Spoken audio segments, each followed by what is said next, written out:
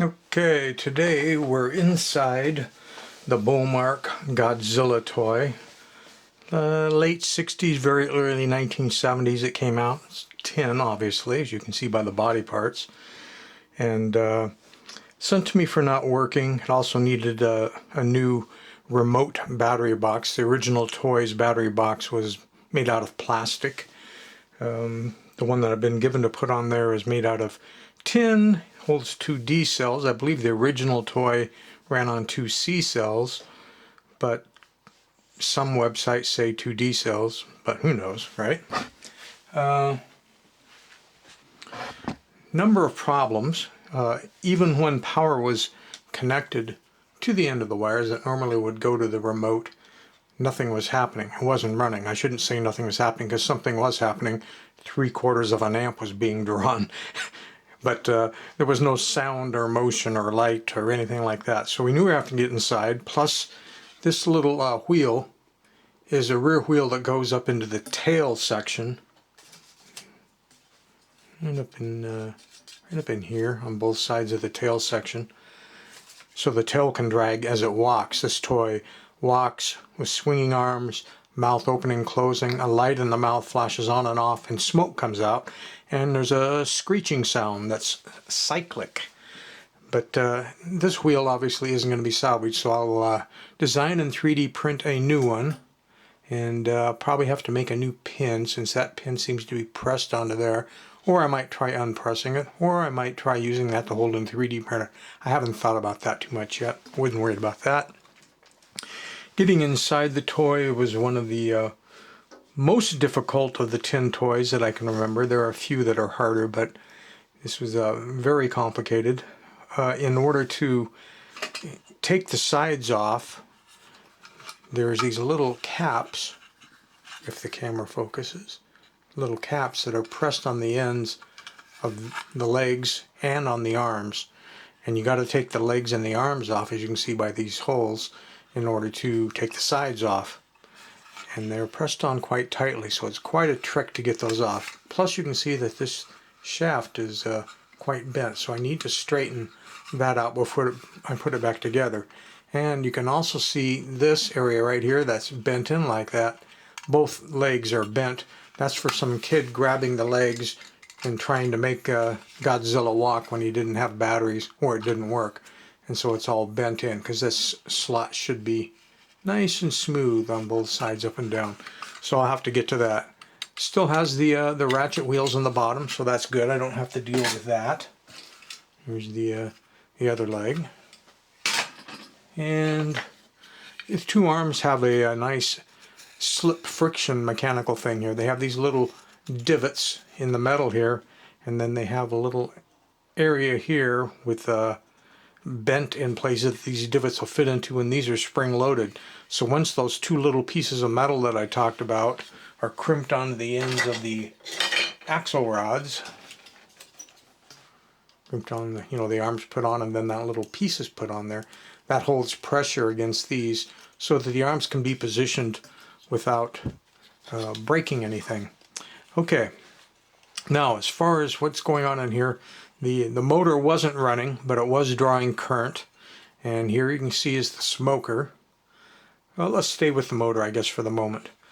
In order to get the motor going, I had to make a small opening right here where I could get in to spray in contact cleaner in there, and then of course lubricate both ends of the motor shaft, and while I was at it, lubricated all the other shafts where they go into the metal.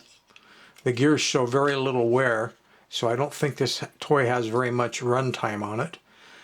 Down here, this is the flasher cam for the light bulb, which is up in the mouth area up here.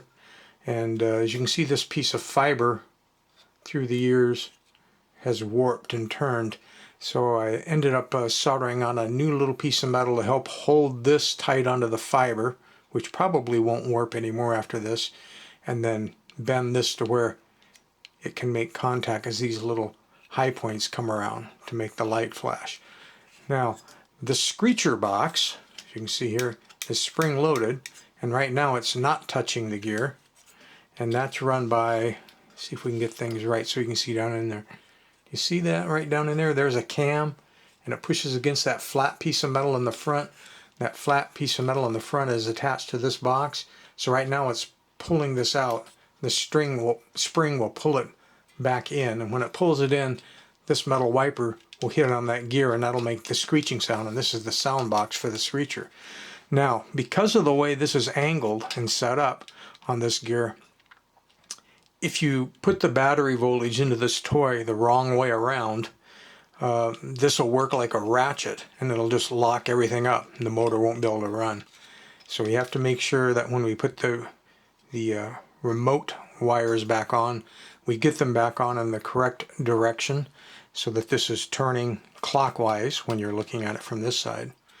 Okay, so linkages, these are the cams that drive the legs for walking, and these linkages go up to drive the arms so that the arms swing. And this side, the pin on the arm connects to this piece of metal, which fits on a slot as a guide, but this will operate the mouth. So when the arm swings, the arm moves. And it also will push on these bellows in the back so that when the smoker is hot, the oil that's used in there for the smoker then will come out and it'll breathe the smoke. Now to replenish the smoker, it's probably kind of gummed up, but this isn't the kind that you can really open up. So I went ahead and drilled in a very small hole, which I then plug with that screw that you can see. But before I plug up with the screw, I reach in there with my small oiler injector for smoking toys of this era and give it a fresh charge of smoking fluid. And now I can see just from handling it, this wire has dropped off. That would be the positive wire, this would be the negative. So if we're going to try to run this, I'm going to have to try to hold a wire on there. I think I can still use the negative one, so let me twist that on this little battery pack I got sitting off camera here with a couple of old AA batteries in it that I generally use for troubleshooting things. And let's see if we can get things to fire up. Okay. Now we should see that screecher moved in. And the mouth, and see the smoke's coming out quite well. So I guess my recharging the smokers worked.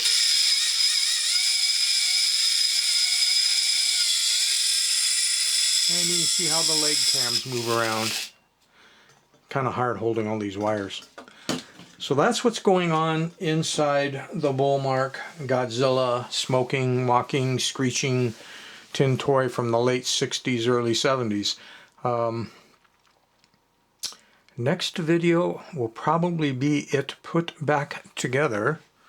In fact, maybe the demo video will be first, and then this might be the second video I put out showing what was inside.